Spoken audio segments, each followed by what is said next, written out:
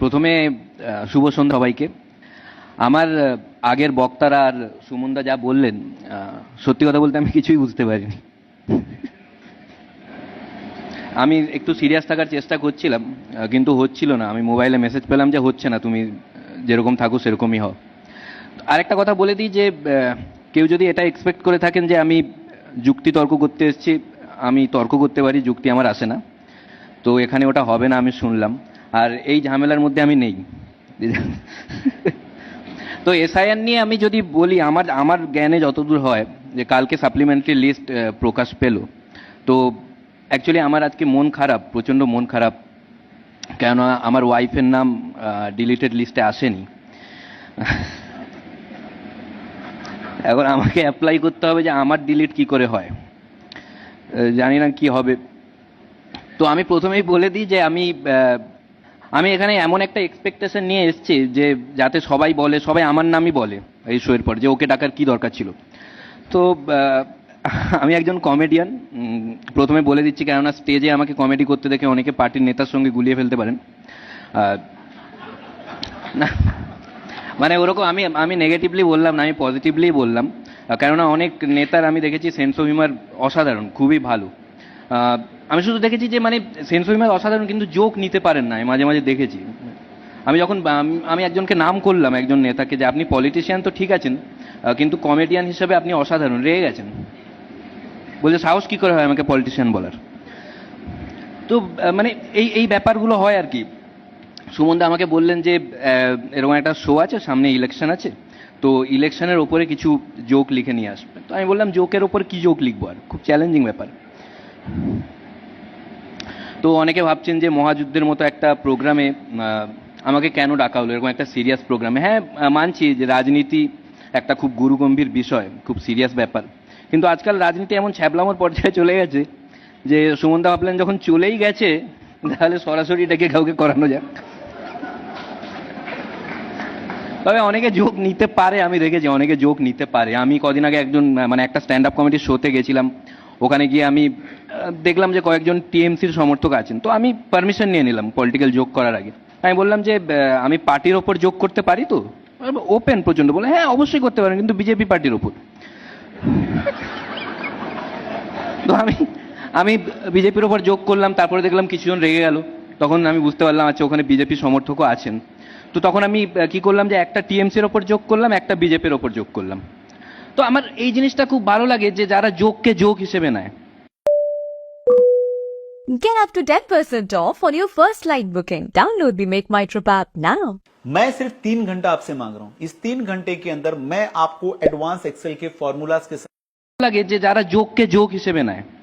Seriously আমি একজনকে দেখলাম যে টিএমসির জোকেও হাসছে, বিজেপির জোকেও হাসছে, আমি অ্যাপ্রিসিয়েট করলাম। আমি বললাম থ্যাংক ইউ সো মাচ শতরূপদা।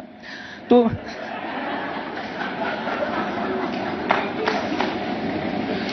আমি আমি যেটা জিনিস, আমি এখানে যেটা নেতাদের পজিটিভ সাইড বলতে এসেছি অ্যাকচুয়ালি। মানে আমি নেতাদের নেগেটিভ সাইড বলতে চাই না, কারণ আমি জানি যে সব পার্টির নেতারাই এবিপি আনন্দ দেখে, রিস্কি হয়ে যায় ব্যাপারটা।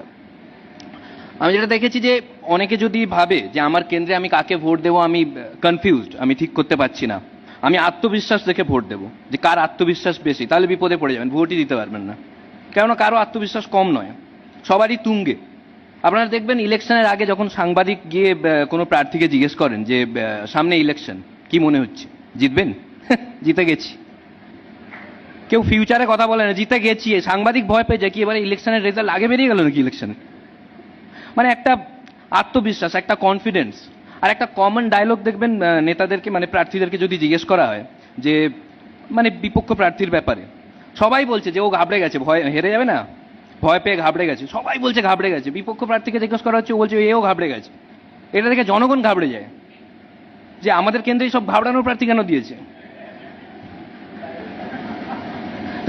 তারপরে জনগণ দেখে যে কে কম ঘাবড়েছে, তার মধ্যে আবার জনগণ ঠিক করে যে কাকে ভোট দেওয়া যেতে পারে। আর আমি দেখেছি যে মানে কনফিডেন্স এত থাকে না নেতাদের, চ্যালেঞ্জ ছুড়ে দেয়। আমি অবাক হয়েছি যে এত কনফিডেন্সের চ্যালেঞ্জ ছুটছে কি করে। সিরিয়াসলি, মানে যখন সাংবাদিক জিজ্ঞেস করে প্রার্থীকে যে বিপক্ষ প্রার্থীর ব্যাপারে, পুরো ওপেন চ্যালেঞ্জ, এবারে যদি আমি না জিতি আমি রাজনীতি ছেড়ে দেব। আমি রাজনীতি ছেড়ে দেব, এরকম কনফিডেন্সে বলছে। সবাই ভাববে যে বাবা যদি হেরে যায় কি হবে, হেরে গেলে কিচ্ছু হবে না। ঠিক এইটা নেতাদের গুণ আমি দেখেছি, ঠিক মেকআপ দিয়ে দেবে যে কোনো পার্টির নেতা। রাজনীতি ধরুন ও হেরে গেল, এটা বলার পরে হেরে গেল, তো সাংবাদিক জিজ্ঞেস করবে যে আপনি বলেছিলেন রাজনীতি ছেড়ে দেবেন, কি হলো?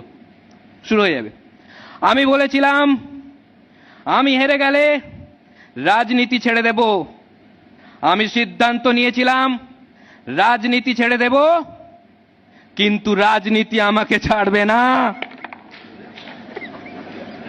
জনগণ বলে বাহ, হ্যাঁ তো ঠিক ঠিক, তাহলে একদম ছাড়ার দরকার নেই, তাহলে ঠিক ঠিক, গুড ডিসিশন, গুড ডিসিশন। আমি বলেছিলাম রাজনীতি ছেড়ে দেব, কিন্তু কবে ছাড়বো তো বলিনি। মানে একদম মেকআপ দিয়েই যাবে। আবার সব থেকে যেটা একদম ভালো একটা যুক্তি দেয়, আমি বিরোধীদের বলতে চাই কান খুলে শুনে নাও, আমি বলেছিলাম রাজনীতি ছেড়ে দেব, কিন্তু আমি রাজনীতি ছেড়ে দিলে তোমাদের সুবিধা হয়ে যাবে, তাই তোমাদের সুবিধা হতে দেব না। জনগণ বলে না না, একদম দেওয়ার দরকার নেই, খুব গুড ডিসিশন, ভালো ভালো। এই যে কনফিডেন্স, আমার এই জিনিসগুলো খুব ভালো লাগে। আরেকটা কমন ডায়লগ হচ্ছে বিপক্ষ প্রার্থীর ব্যাপারে জিজ্ঞেস করলে, যে 4 তারিখের পর পালানোর পথ পাবে না। 4 তারিখ যদি বিপক্ষ প্রার্থী জিতে যায়, দাদা বলছিলেন পালানোর পথ পাবে না, বলে হ্যাঁ এখন কোথায় আছো, বলে এই এলাকাতেই, দেখলেন পথ পেল না, ঠিক মিলিয়ে দেবে,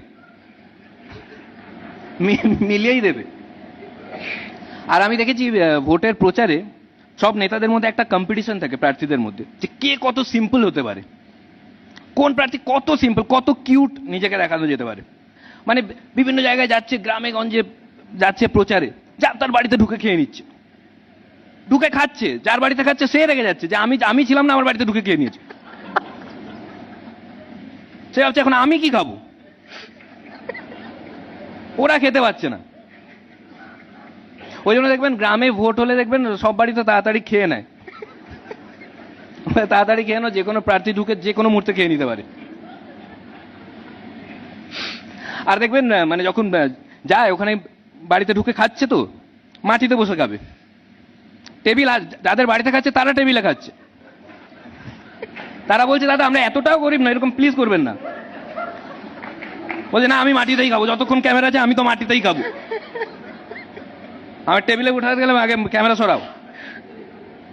আর দেখেই বোঝা যাচ্ছে মাটিতে বসার মানে অভ্যেস নেই, বসে গেছে, মানে দলের কর্মীরা চিন্তিত, যারা বসে তো গেছেন উঠবেন কি করে এবার। বলছে না আমি তো মাটিতেই খাবার, সিম্পল খাবারে বিশ্বাসী। বলে না আমি একটা সবজি ডাল সিম্পল। যাদের বাড়িতে খাচ্ছে তারা বলছে যে দাদা প্লিজ আপনি আগে খেয়ে নিন, আমাদের আলাদা খাবার আছে, আপনার সাথে বসে উচ্ছে খাওয়ার কোনো ইচ্ছে আমাদের নেই। আগেরবার উচ্ছে খাইয়ে দিয়েছিলেন, এখনো মুখ বেঁকে আছে, কিন্তু না বসে খাবে। বলে না আমি আমি আমি উঠবই না, আমি এখানে বসেই খাবো। আর যেমন আমি দেখেছি মানে আমি দেখছি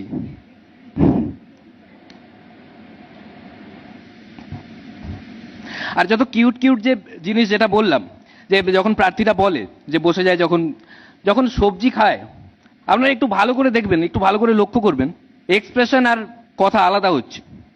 মুখে সবজি খেতে কিন্তু ভালো লাগছে না, মুখ ফুক বেঁকে যাচ্ছে,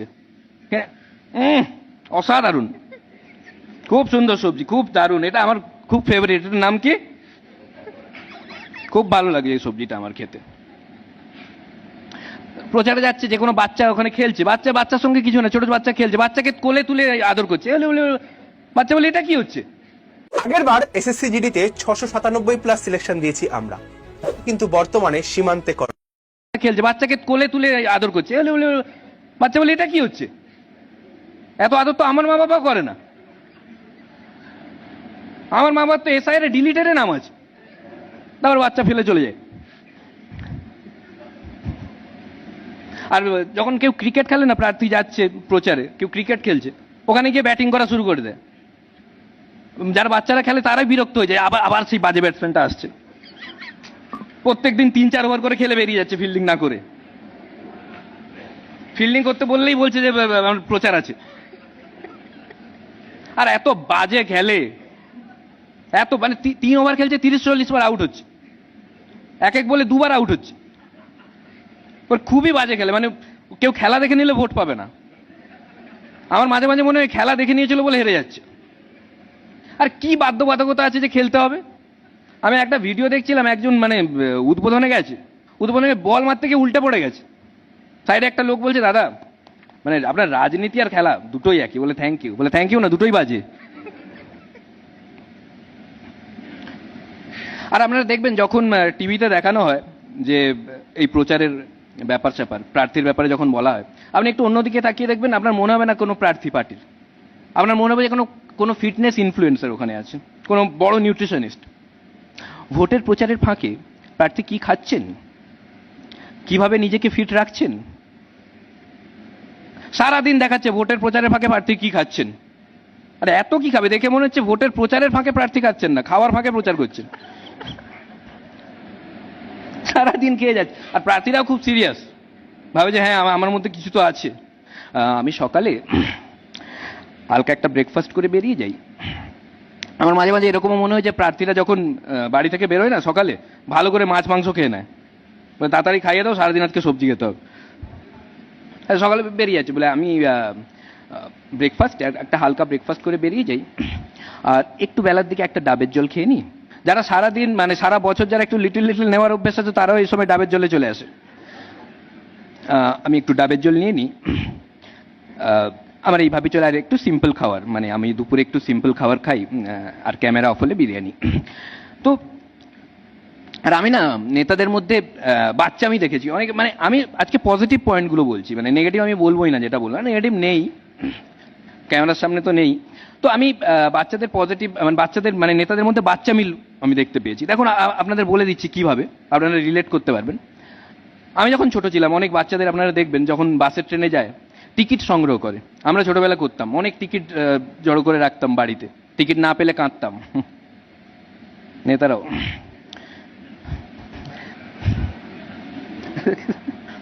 তো অনেক অনেক নেতাকে আমি দেখেছি, সব থেকে ভালো যেটা আমি দেখেছি যে যারা দল পরিবর্তন করা নেতা, প্রচন্ড দল পরিবর্তন করেন, প্রচন্ড দল পরিবর্তন করেন। যারা মানে এত মানে সকালে যাদের এগেনস্টে আন্দোলন করছিলেন, বিকেলে দেখা যাচ্ছে তাদেরই মিছিলে জবাব চাই, জবাব দেওয়ার। দাদা আপনি এদেরই জবাব চাইছিলেন না?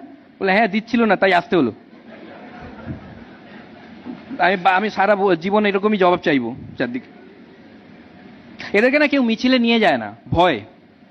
হ্যাঁ সিরিয়াসলি, হয়তো মিছিলে নিয়ে যাচ্ছে, বিপক্ষর একটা মিছিল আসছে, ওখানেই দল চেঞ্জ করে নেয়। Thank you so much. তো আজকের জন্য এতটাই। আর সুমনদাকে অসংখ্য ধন্যবাদ আমাকে এই সুযোগ দেওয়ার জন্য। Thank you.